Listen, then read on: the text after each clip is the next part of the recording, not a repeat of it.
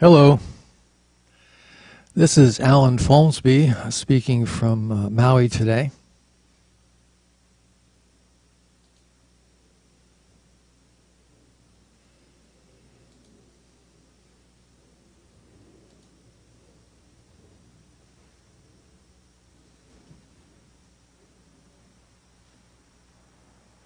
Hello. Hey, so the topic for today is that radio is not made out of photons. Radio is where the wave functions exclude other flat wave functions, whereas photons are only a fraction of a wave function's dimensions. The photon's 2 dimensions and the wave function is 3 dimensions. And basically people nowadays are interested in energy, and flux squared is energy. So when you're talking about molecular bonds, the flux I'm talking about is the wave functions using the flux, and photons are not flux. Photons use 1 space dimension and 1 time dimension, going the other way. Flux uses 2 space dimensions and 1 time, like a conveyor belt is a flat moving thing which can carry a thin film.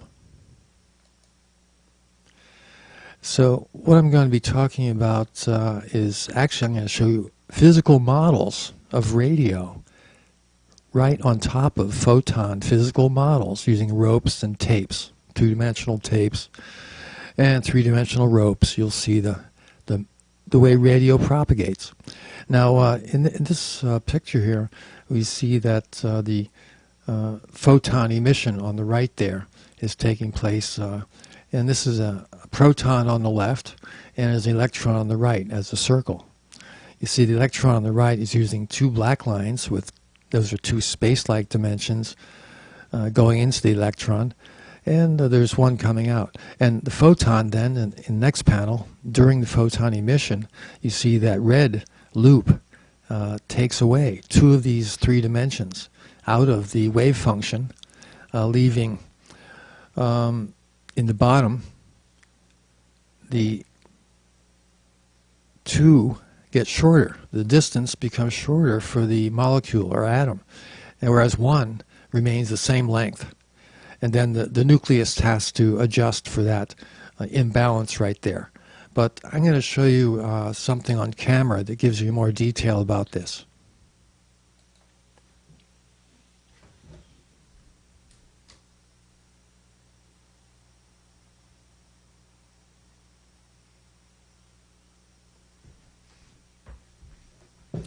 All right, here's on my website here for the impure math, and this is the photon emission.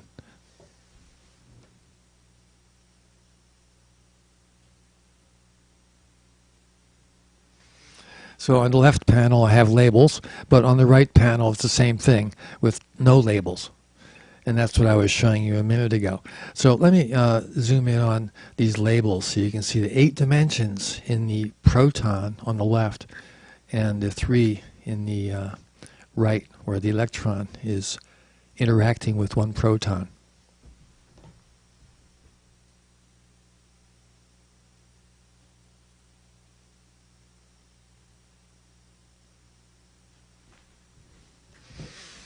All right, so there it is. A proton on the left. There's that circle for a proton. It has 8 dimensions. On the left is for gravity, the x, y, and z of gravity, and the time is the red coming out.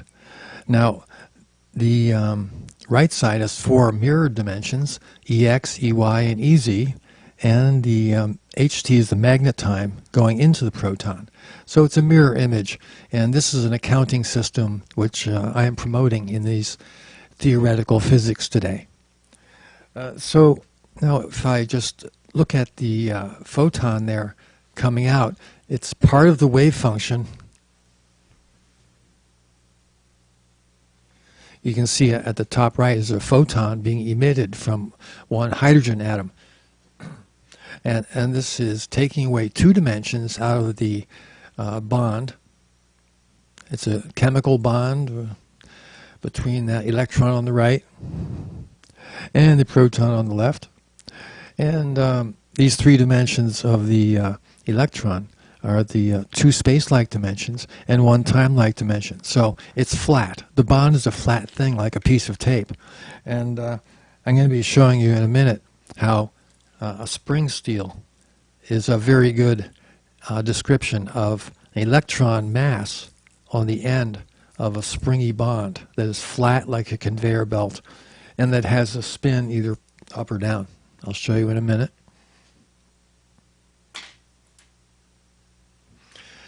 All right, so these are the things that radio is going to be affecting. This wave function. These atoms are going to be pushed around, not in the proton and the electron being pushed around, but these wave function 3 dimensions are going to be excluded from crossing each other because there's a non-crossing law. So we're back to the description here, in which the proton on the left is connected to the electron on the right with 3 dimensions. And the photon has 2 dimensions in these proposed theories. And radio pushes the whole wave function. That's what radio is doing. It's excluding other atoms. And that's how radio propagates through a partial vacuum. The Pauli exclusion generalized class of phenomena I'm proposing can be portrayed by rope models because of the non-crossing law. That ropes don't cross each other and pass through each other, just like in the proposed theory of chemical bonding and the 8-dimensional counting system. So each atom propagates radio in its wave function, and atoms seldom emit radio. Usually you need an antenna with a big piece of metal with billions of electrons rushing to the left and then billions rushing to the right side of the metal, and that motion causes exclusion, and that's propagation of radio. So I'm going to show you the camera here again, and I'll show you how ropes are involved.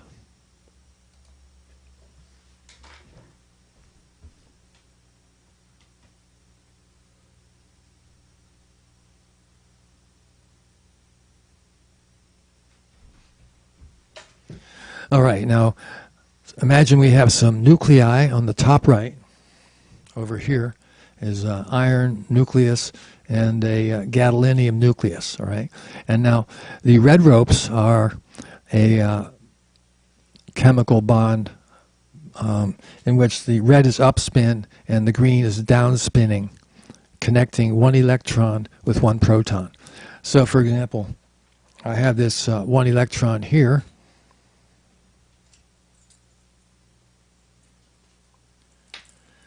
and that's connected to 1 proton in the upper right, deterministically, and that leads out to the nucleus and the electron. Now radio will be when this all gets pushed around. Say the electron's over here moving around on an antenna, and it pushes the wave functions by exclusion principles. So there's propagation through space without changing the electron. The electron didn't even move, and the protons didn't move. It's just the exclusion of the wave functions. This is radio. Now, photon is flat with 2 dimensions, and that is shown in these white things here, where we can have a photon be emitted. And here I'm showing 2 photons.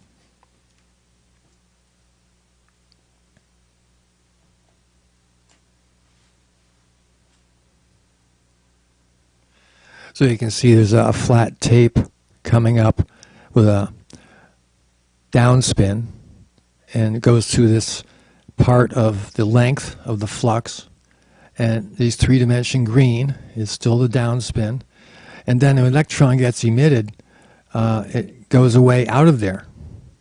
And the length of the flux gets shorter. So that the flux is equal to length times velocity. And each of these ropes has the property of velocity.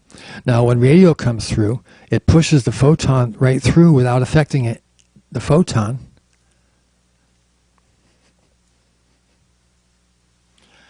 And radio will then push the wave functions back and forth like this by the exclusion principles.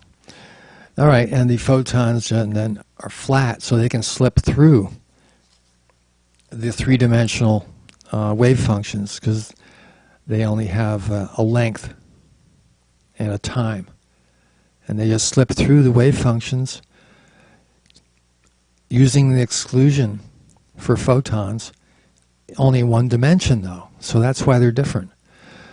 These are excluded in two flat dimensions, which is portrayed here with rope, and so they push each other around it, with area hits area.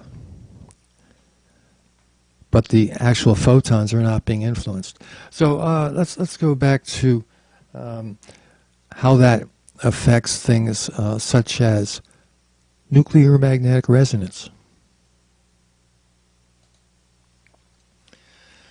So atoms make light, but atoms don't make radio, usually. There's no atom making a 1 megahertz radio signal. On the other hand, you could look at nuclear magnetic resonance and say the nucleus is giving off little radio signals of a few megahertz. Now, in a radio antenna, a 1 megahertz signal would be made with billions of atoms and electrons rushing about to different positions. And the nuclear magnetic resonance is explained in a previous issue, in a lecture I gave, in which ropes are tangling up at a high frequency, and yet they only are infrequently separated. So that's when the nucleus is directly connected to the electron, is seldom when the two electrons are not wrapped up with each other in the non-crossing law. So electron spin resonance of 32 gigahertz is the wrapping up. And this is radio. Nuclear magnetic resonance experiments are done using external radio transmitters and external magnetic flux. And so those are not photons. Radio needs matter to propagate. Now, in the wave-particle duality, we see that the particles are really not present very much in between the planets. And yet sometimes the particles are very dense, like in glass. The index of refraction is important for radio and photons.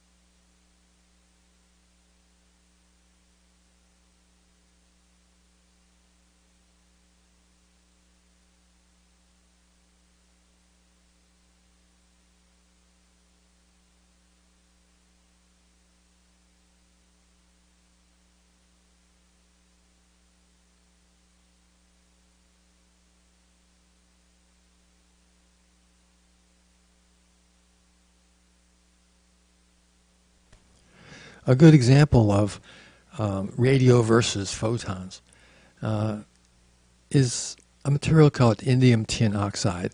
It's a transparent conductor. So it's like a metal, except you can see right through it. So in other words, you could take a chunk of indium tin oxide and make a little window, and you could look right through it, and you could send light through it, but not radio. Radio would not go through that because it's like a metal. Now, on the other hand, there's ground penetrating radar. That is radio, and it penetrates 40 feet, I believe. 40 feet of mud and rock and sedimentary layers and oil deposits, treasure chests and things underground. This radio at whatever, a few gigahertz or something, megahertz, no, it's lower. It's like 100 megahertz or 200 megahertz. 40 feet through rock and concrete walls. And now, you know how far gamma rays will go through rock? About 1 meter. So radio is going through rock much better than gamma rays or X-rays or any photon. It's different. Radio is created with antennas. And let's look at the exception case, though.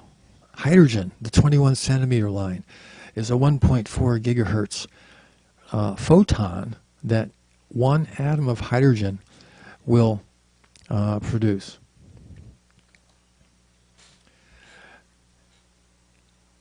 So that's very rare, though. The hydrogen, one atom would take 10 million years before it would get up the spontaneous ability to give off one photon at 21 centimeters. That's almost a radio frequency. So you see there's an overlap between, say, a black body radiation and radio, and yet there's a big gap. Look at terahertz. There's a big breakthrough in science. Somebody's created a terahertz transmitter. And because there's a big gap between infrared and FM radio. You go up to the microwaves, and then you don't see any atoms sitting around in your laboratory giving off microwaves unless you have it in a cavity, like a laser for microwaves. And that will stimulate hydrogen to give off that 21 centimeter freakish emission of a very low energy photon from one atom at a time. So, on the other hand, you could put an antenna together that would be able to also give 1.4 gigahertz using a steel antenna or something. So, I'm claiming that in this new theory, there's a limit to how far the wave function of a particle can go. And that limit is 947 meters. I calculate by Planck's constant h divided by p, the momentum of free space for a proton. This is a new universal constant I'm introducing here, which is p equals 7.02 times 10 to the minus 37th cubic meters per second. That's how much space goes into each proton for gravity. Same for neutrons, same amount. And that's equal to V over tau, the volume of a proton divided by 5 nanoseconds. On the other hand, if you go to the intergalactic vacuum, there's one atom in every cubic meter. Much more dense than this 947 meters. This is 1 meter. And the temperature out there must be really cold, like almost absolute zero. And yet diamagnetism works perfectly well under these conditions. Gravity, no problem. You can have gravity at almost absolute zero.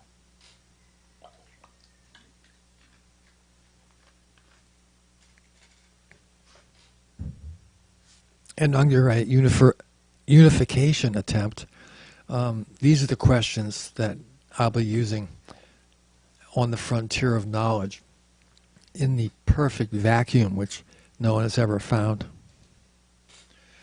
And if you go beyond that 947 meters between each hydrogen atom, no radio can propagate because those wave functions are not able to expand that far at this point.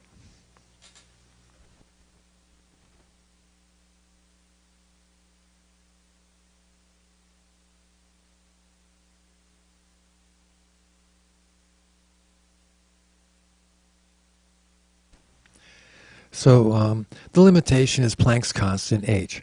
Now h is an angular momentum, which is an arm times a momentum. R is a radius, p is momentum, that gives an angular momentum. So that p cannot support exclusion in local torque over such vast distances. There's a limit to even a wave function pushing up against adjacent wave functions. And local torque is the concept of the atomic wave function, and it's not just some kind of rope connecting between the proton and the electron.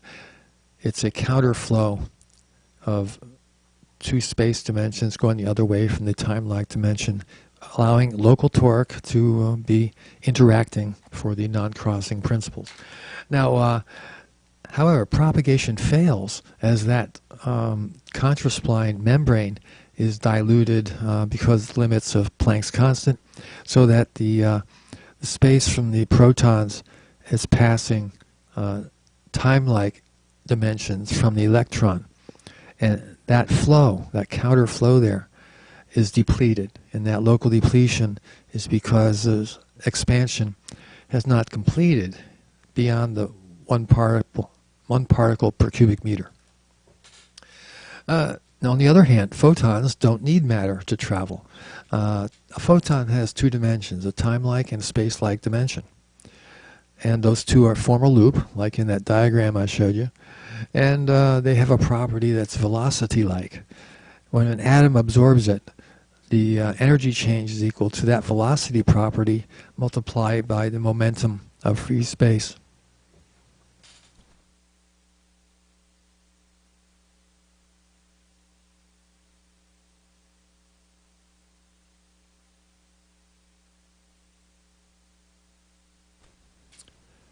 And in standard science, the energy change is important. And they say a photon has energy. No, the photon has a velocity property, and it gets locally multiplied by momentum in an atom. So these photons just pass through molecules, and they still have to follow the non-crossing law. But photons get a waiver from what wave functions have to comply with, because wave functions have areas that bump into other areas. The photon just gets a waiver as its length bumps into the areas of wave functions. And so the photons can bend the law a little bit, but wave functions must obey the non-crossing law or get charged. And that means the loyalty of electron to a proton will change. There will be a cycle of unpairing and pairing. All right, so we're about done for today. Here's a link to an unrelated paper. I wrote this paper in the subject of iron, which affects other iron atoms through the non-crossing law and Lenz's law. And it's in the Journal of Nuclear Physics, March 2019 issue, a year ago, by Alan Folmsby. I'm going to check the text area for a chat room, see if there's any chat going on here. Oh, no chat. So that's about all I have. Let me just get on camera again, say goodbye from a different position.